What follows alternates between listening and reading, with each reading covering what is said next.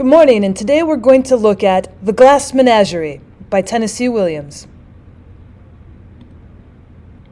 But first, a bit about the author.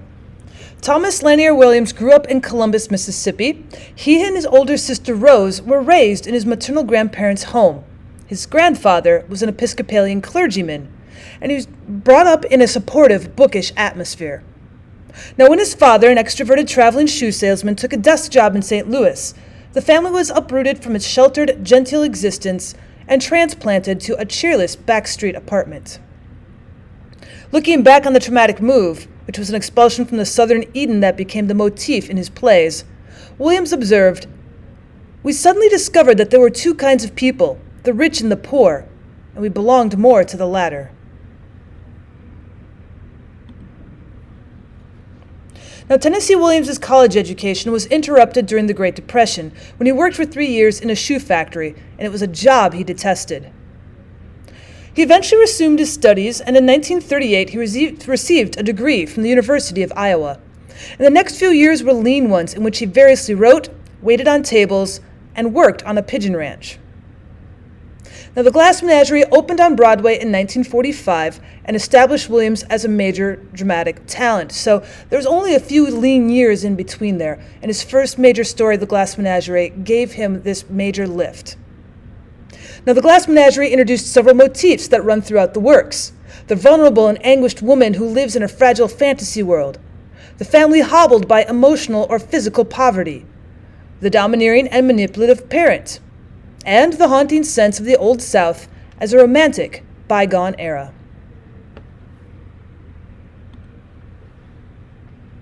Now, over the next 18 years, Tennessee Williams also wrote over a dozen plays, including A Streetcar Named Desire, Summer and Smoke, The Rose Tattoo, Cat on Hot Tin Roof, and Suddenly Last Summer.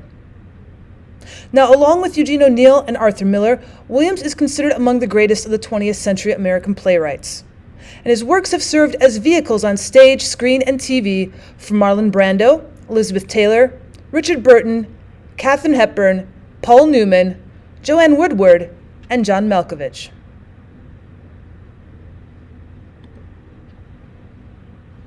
Now, when we look at Tennessee Williams' works, we have the critic Kenneth Tynan once observing, "In his mental battlefield, the real is perpetually at war with the ideal. What is public wrestles with what is private. What drags men down fights with what draws them up." Now, Williams' focuses on the conflict between the good and evil, the flesh and spirit, and links him to 19th century moral symbolists such as Poe, Hawthorne, and Melville. Yet it's not these epic battles, but the human beings who fight them that we find memorable in the works of Williams. The outcasts, the odd, the lonely, and the vulnerable, who despite their flaws achieve a kind of dignity in their struggle to survive.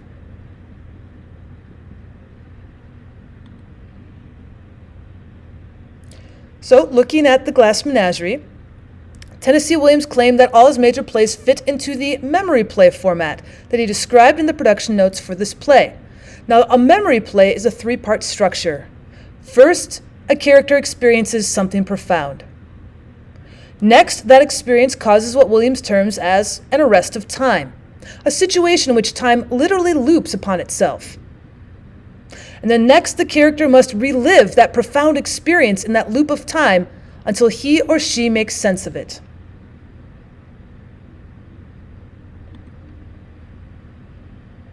And although plays conventionally do not have narrators, in this memory play, Tom is going to function as both a first-person narrator and as a participant.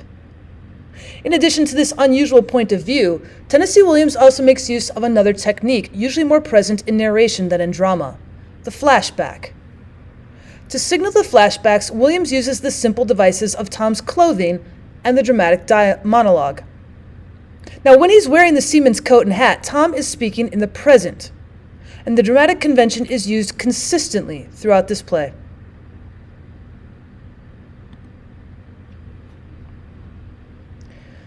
Now, when we look at the idea of the American dream, or perhaps more the American nightmare, this concept focuses on an unattainable American dream due to socioeconomic circumstances. Your dreams of wealth, success, and happiness are crushed by the grim realities of the lower class existence. Now, in this play, the American dream, suggested by the gauze, curtains, and the romantic lighting, and its counterpart, the American nightmare, is grounded in the claustrophobic tenement, and they are both pitted together as foils of one another. The young narrator's dreams, the mother's attempts to recapture the graceful decorum of the Old South, the daughter's fragile fantasies, and even the gentleman caller's rosy optimism cannot remain intact in this shabby urban setting.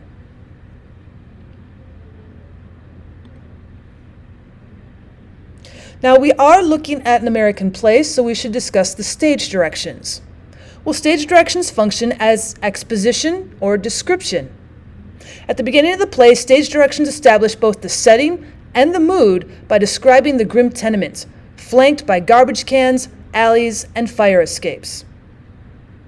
The stage directions introduce major props and develop characterization. They also convey important clues to the reader about how you should regard a scene.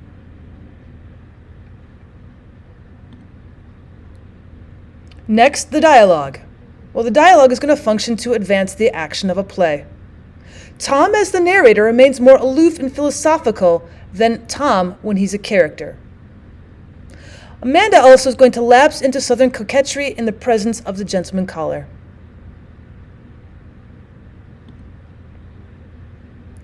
Now, when we do comparisons and contrasts among the settings, characters, and scenes, you're seeing a representation of the twin worlds of fact and dream. The claustrophobic tenement serves as a foil to both the fragile world of the glass animals and the romantic deep south of Amanda's past.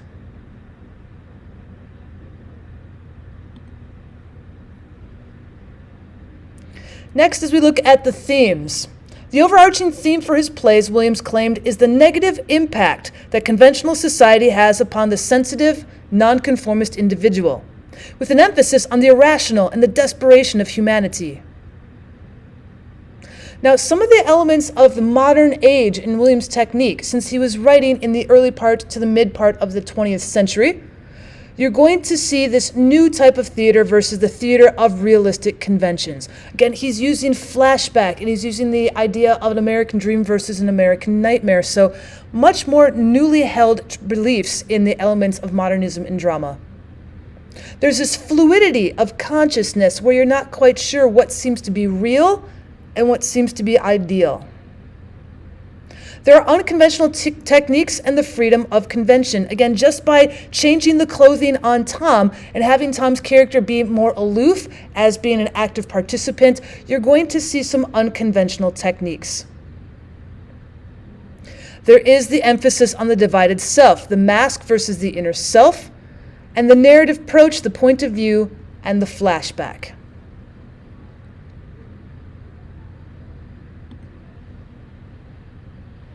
We also have written into our particular play the idea of music and lighting, how it's supposed to help portray the story on the stage or on the screen. Now, music is used to evoke mood and haunt memory. It reinforces symbolisms that will be found in the play.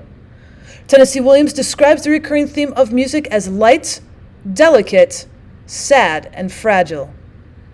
He adds that it is primarily Laura's music, and it emerges more clearly when the play focuses on her. Just with the music-evoking mood, the lighting will as well. Dim and poetic, the lighting along with the gauze curtains lends an unreal aura to the set, suggesting that the family functions in a world of dreams. Lighting also gives truth, the pleasant disguise of illusion. Now, being the one half in reality and half in dreams, Laura's lighting is going to be more distinct than the other characters, and there will be spotlights that appear on the photograph and the fire escape. And then we also have the candelabrum, which is another symbolic representation of Laura.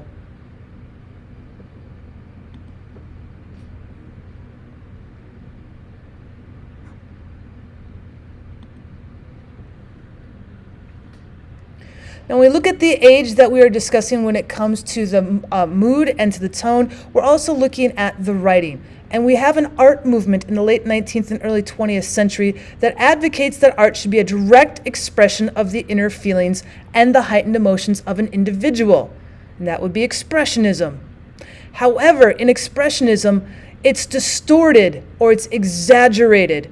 And so the outside reality, rather than building the art that tries to objectively recreate an external real, is expressed. Everything should be distorted or exaggerated.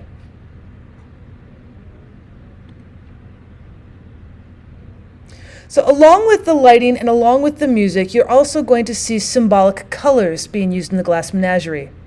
Blue is often associated with the character of Laura.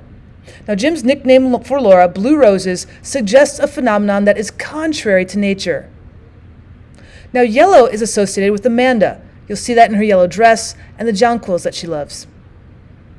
Now, the color yellow comes to suggest Amanda's outgoing and optimistic attitude, just as the blue connotes the melancholy outlook of Laura.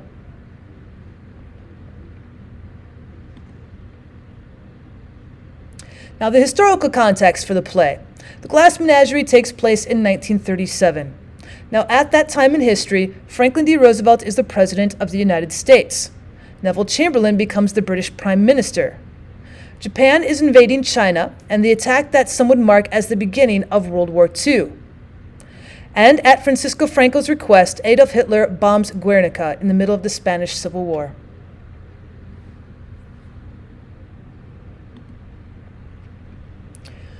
The social climate at the time. Well, movies were extremely popular around 1937, and by 1930, 90 million people attended movies weekly. When it comes to music, Billie Holiday will gain popularity for her cool jazz. Frank Lloyd Wright's architecture begins to get noticed. Our progressive movement that starts in the teens and 20s is on the rise as workers' unions are being more and more established. At this time, the New York Yankees are winning the World Series.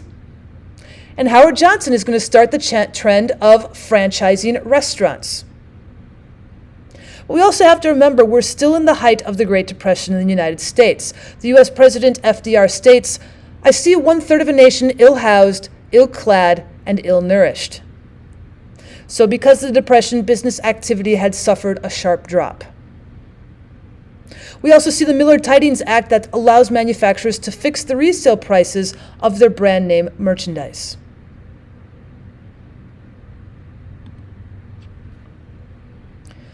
Now, since we're looking at the South more or less has a tend at a religious climate. So we have, for example, Amanda Wingfield in Act 1, Scene 1 saying, "I never knew that the Lord rented space. These northern Episcopalians. I can understand the southern Episcopalians, but these northern ones? No." Now, the practice of some Episcopalian churches of labeling the pews the names of their church members was unfamiliar to and unwanted by Amanda. The practice was popular, however, and it ensured families the same seat every Sunday. And at the start of the 20th century, the U.S. Census listed 700,000 as Episcopalian. By the mid-1930s, the Episcopalian religion was introduced in many towns by people like Tennessee Williams' grandfather, who was an Episcopalian minister, and it was spreading throughout the United States.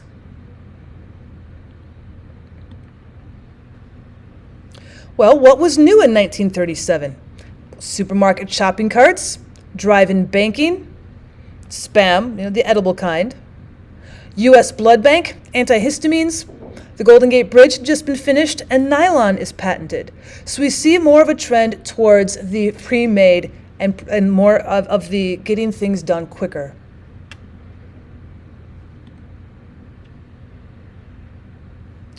So when we look at the idea of Tennessee Williams, the Glass Menagerie, we're looking at a memorable American play. And it is no mere coincidence that many of our most memorable American plays depict familial tensions and alienations, the give and take of domestic warfare.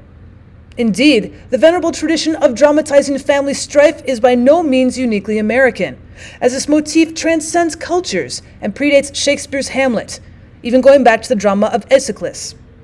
Tennessee Williams certainly realized that positioning crises of the heart within the immediate family would provide ample material for audience empathy and catharsis, as virtually anyone can identify with similar levels of emotional conflict. Thank you so much for stopping by to have an introduction of Tennessee Williams' The Glass Menagerie. If you'd like me to go through act by act and go through some ideas and main points and summarize the play for you, please leave a comment down below about what more you'd like to learn about this play or about Tennessee Williams. And as always, I'd appreciate it if you subscribed.